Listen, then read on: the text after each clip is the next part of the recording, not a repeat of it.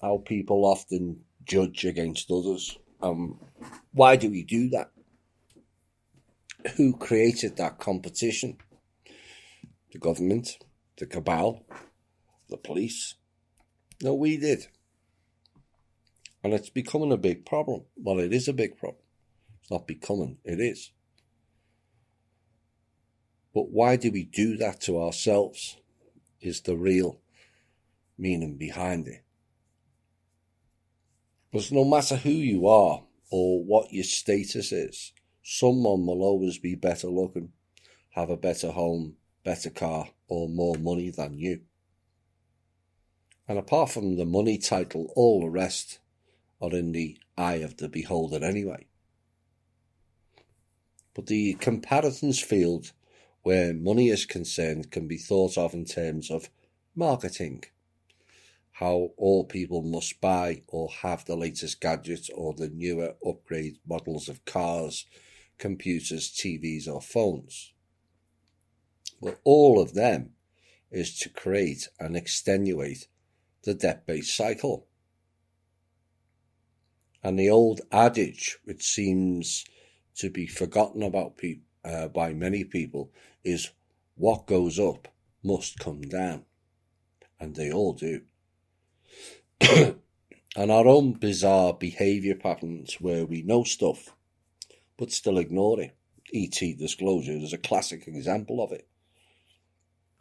And it's far more prevalent than people realise. I'll give a few examples. The government.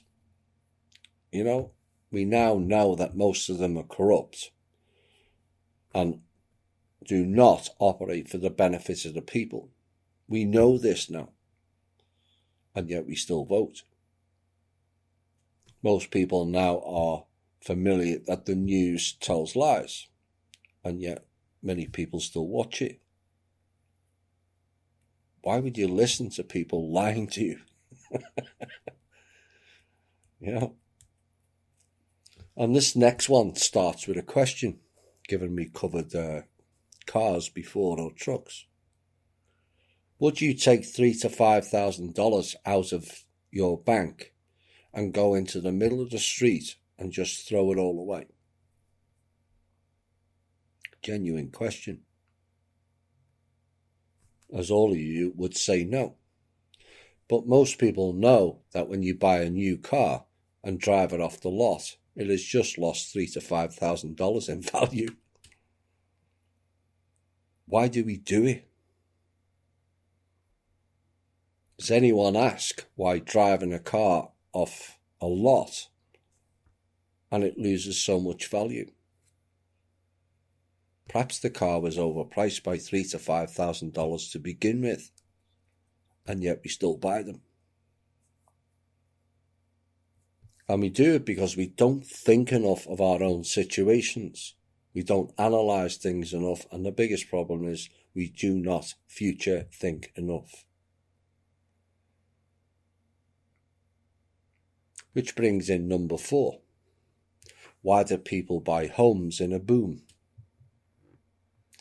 We've all heard it's I must buy a new home now as prices are going up. They do. And what happens next?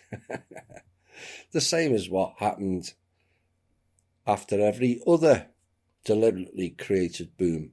It goes bust. And that home you paid $350,000 for is now worth $190,000.